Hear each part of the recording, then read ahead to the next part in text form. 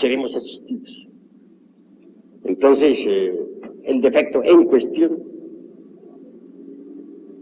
puede ser reducido a polvareda cósmica.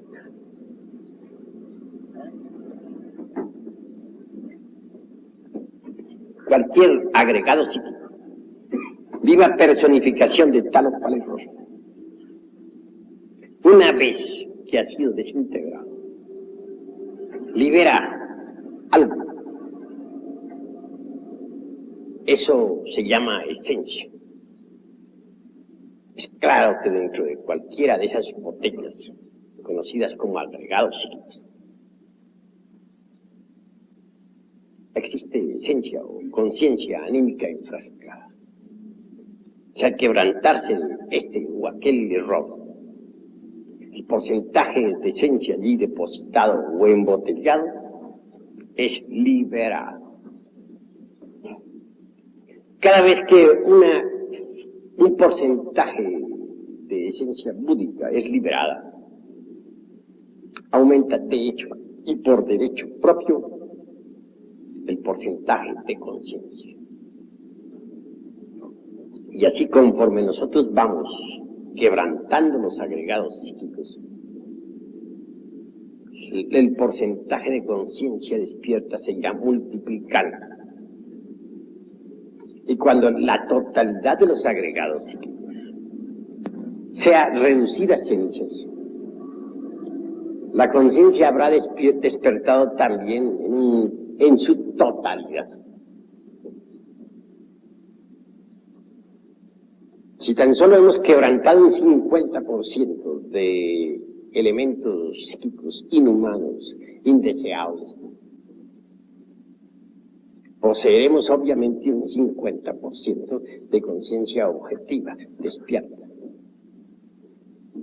Mas si nosotros conseguimos quebrantar el 100% de los agregados psíquicos indeseables, lograremos de hecho y por derecho propio un 100% de conciencia objetiva. Así es que a base de multiplicaciones incesantes, nuestra conciencia irá resplandeciendo cada vez más. Eso es obvio. Lograr el absoluto despertar es lo que queremos nosotros. Y es posible lograrlo si marchamos por el camino correcto. De lo contrario, no sería posible lograrlo. Eso es claro. En todo caso,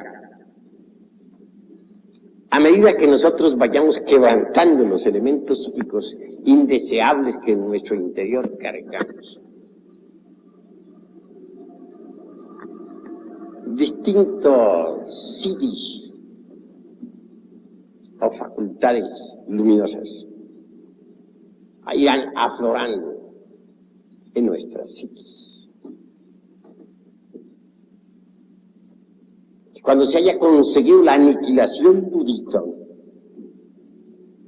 entonces en verdad habremos conseguido la más absoluta iluminación. Esta palabra aniquilación budista molesta mucho a determinadas organizaciones de tipo pseudo-esoterista y pseudo-ocultista. A nosotros, en vez de fastidiarnos tal palabra, nos agrada realmente. Conseguir el 100%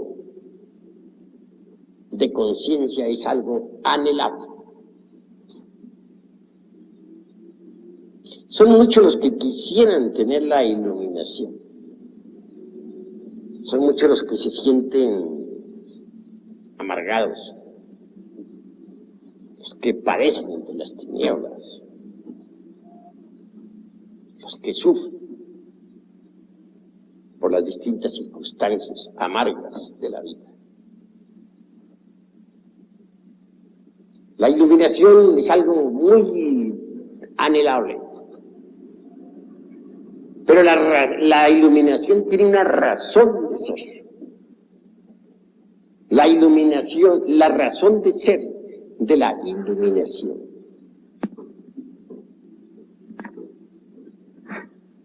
es el Dharmadhatu.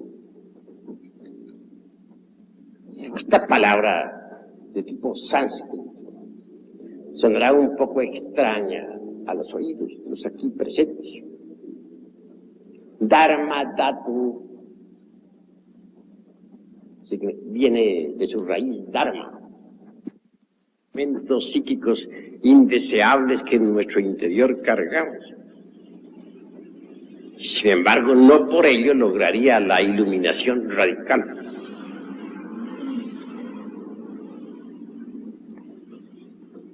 Aquí entra en juego eso que se llama el tercer factor de la revolución de la conciencia, el del sacrificio por la humanidad.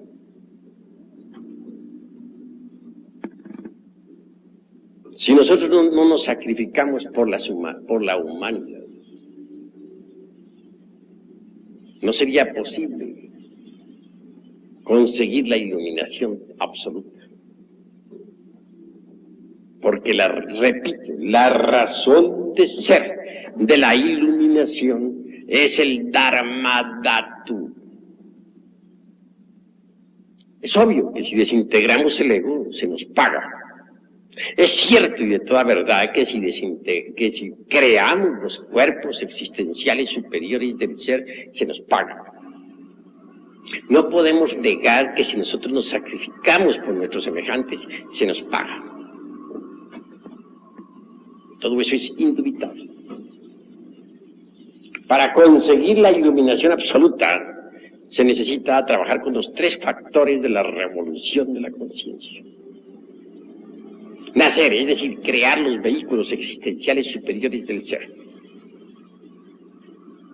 Morir, desintegrar el ego en su totalidad. Sacrificio por la humanidad. He ahí los tres factores de la revolución de la conciencia. Pero como les decía a ustedes, tenemos que saber trabajar sobre sí mismos. Eso es obvio.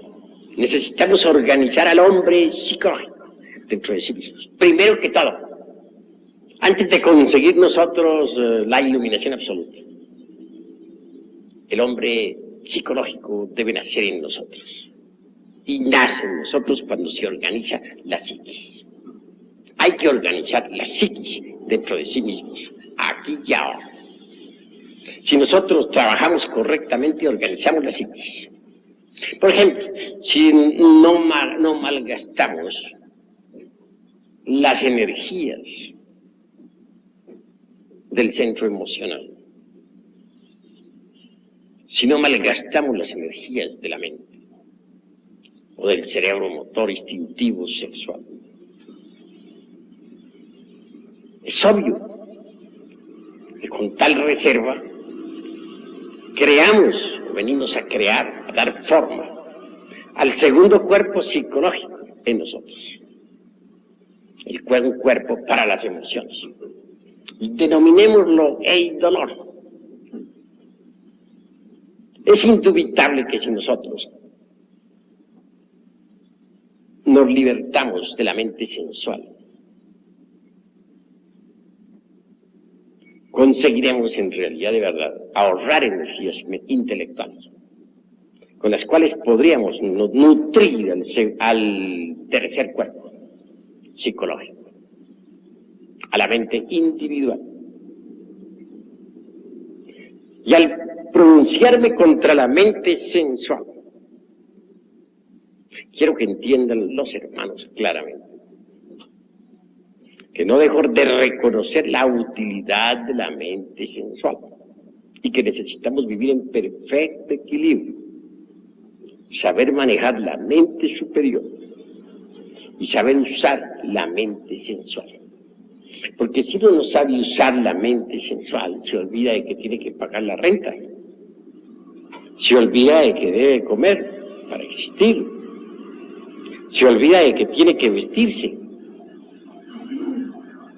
Anda por la calle en el más completo desaliño.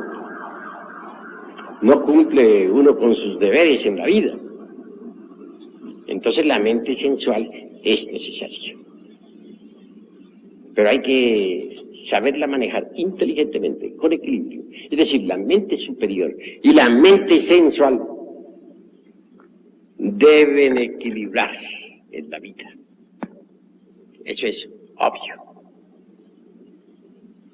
Hay gentes que se preocupan únicamente por la mente superior. Ejemplo, determinados eremitas que viven en cavernas en los Himalayas. Y olvidan que tienen una mente sensual. Desecharla simplemente así porque sí es absurdo. Se necesita que la mente sensual funcione en forma equilibrada para cumplir uno con sus deberes en la vida. La pugna entre la mente superior y la sensual es espantosa. Recordemos nosotros al Cristo cuando estuvo en su ayuno en el desierto. Se le presenta un demonio y le dice: todos estos reinos del mundo te los entregaré si te arrodillas y me adoras. Es decir, la mente sensual tentándolo. Y responde la mente superior diciendo: Satán, Satán, escrito está, al Señor tu Dios adorarás y a Él solo obedecerás. No se dejó Jesús dominar por la mente sensual. Pero esto no quiere decir que no sea útil talmente. Lo que sucede es que hay que tenerla bajo control y que debe marchar en perfecto equilibrio con la mente superior. Al tratar de organizar al hombre psicológico, obviamente sucederá una pugna espantosa entre las dos mentes, la superior psicológica y la sensual. La mente sensual no quiere nada que se relacione con la mente superior. La mente sensual goza cuando se identifica con una escena de lujuria, o cuando se identifica con un acontecimiento doloroso en la calle, o cuando se identifica con una copa de vino, etc. La mente psicológica se opone violentamente. Voy a ilustrar esto con un ejemplo. Iba de pronto en un carro. Alguien conducía el automóvil. Marchamos por el carril izquierdo de una calle. Por el carril derecho, una dama conducía otro carruaje. De pronto, sucede que el carruaje que conduce a aquella dama cambia de dirección. Intenta meterse a un supermercado. Es obvio que yendo por la derecha debía quebrar para alguna parte para meterse en el supermercado. Si el supermercado